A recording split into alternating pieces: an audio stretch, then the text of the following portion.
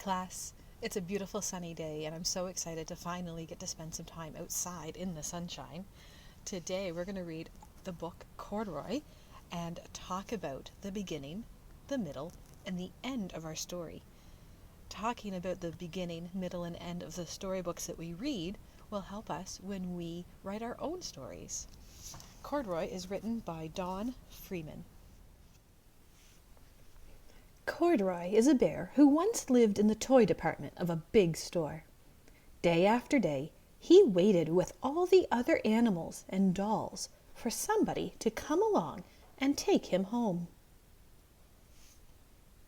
The store was always filled with shoppers buying all sorts of things, but no one ever seemed to want a small bear in green overalls. Then one morning, a little girl stopped and looked straight into Corduroy's bright eyes. "Oh, Mummy," she said, "look!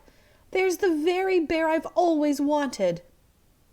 "Not today, dear," her mother sighed. "I've spent too much already. Besides, he doesn't look new. He's lost the button to one of his shoulder straps."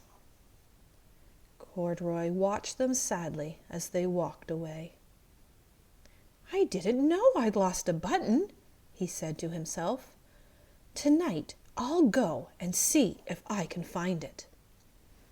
Late that evening, when all the shoppers had gone and the doors were shut and locked, Corduroy climbed carefully down from his shelf and began searching everywhere on the floor for his lost button.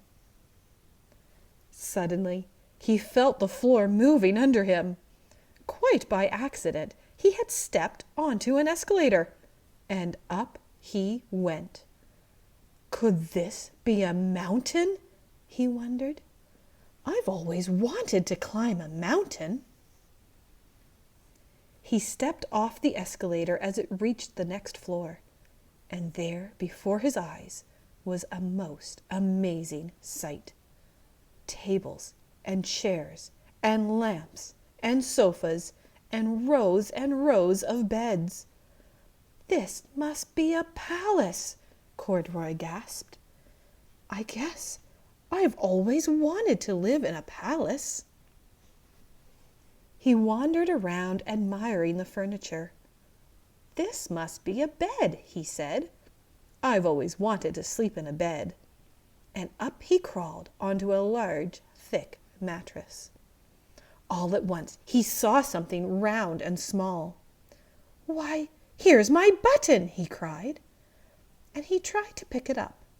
But, like all the other buttons on the mattress, it was tied down tight. He yanked and pulled with both his paws until pop! Off came the button. And off the mattress Corduroy toppled, bang, into a tall floor lamp. Over it fell with a crash. Corduroy didn't know it, but there was someone else awake in the store. The night watchman was going his rounds on the floor above. When he heard the crash, he came dashing down the escalator.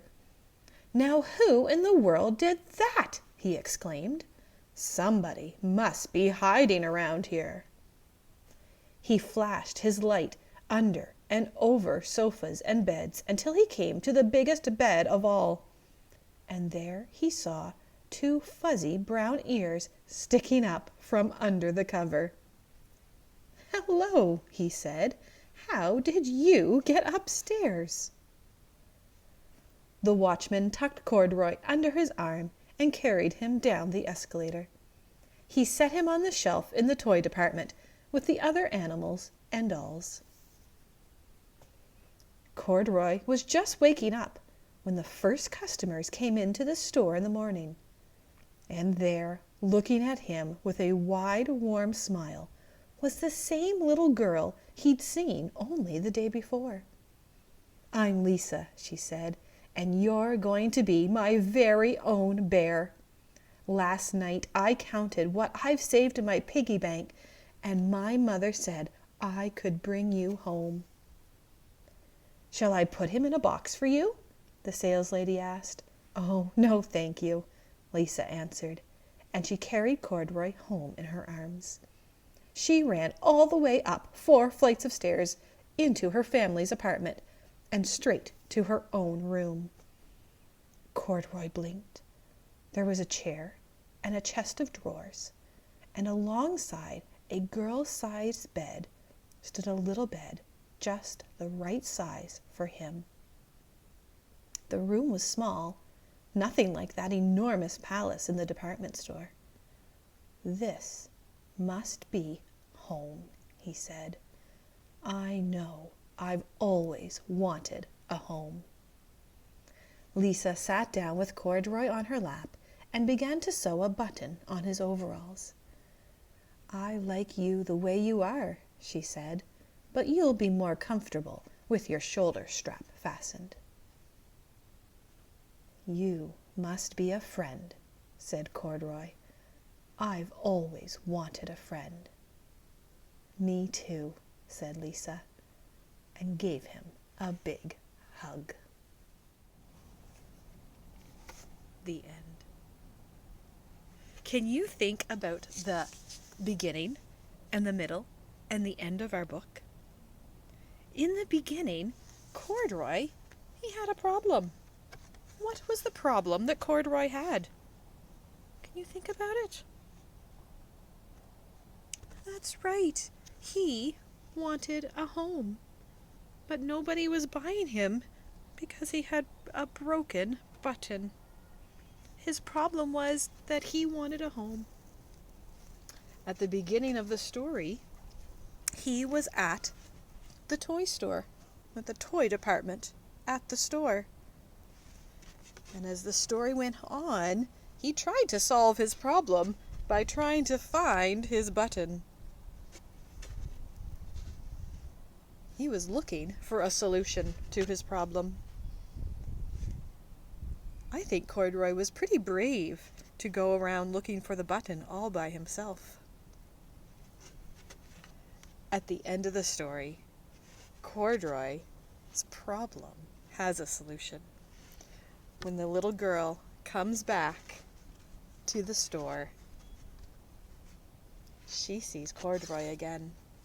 And she doesn't care that he has a missing button. She wanted him just the way that he was. Corduroy's problem was solved when the little girl bought Corduroy and took him home to her house, where they became friends. The beginning of our story starts with our character, Corduroy. He's our main character. The story is mostly about him. He has a problem that needs to be solved. And the middle of our story tells us everything that happens. And the end of our story tells us the solution to that problem and how our story ends. I hoped you liked the book Corduroy as much as I did.